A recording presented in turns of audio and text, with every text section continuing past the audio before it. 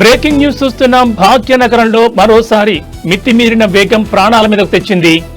నానక్రమ్ కూడా IT corridor లో ఒక లగ్జరీ బెంచ్ కార్ సృష్టించిన బీభత్సం ఇప్పుడు సంచలనంగా మారింది.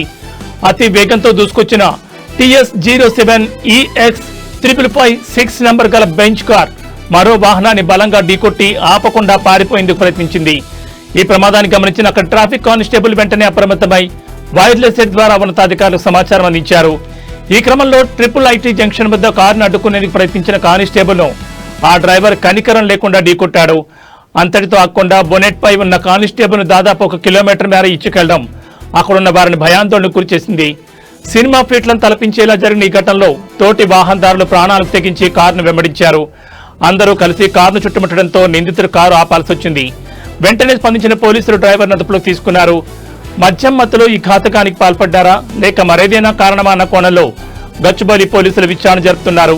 విధి నిర్వహణలో ఉన్న కానిస్టేబుల్ పరిస్థితి ప్రస్తుతం ఎలా ఉంది, అసలు ఆ కారు ఎవరిది, దీనికి సంబంధించి వివరాలు ఇంకా తెలియాల్సి ఉంది.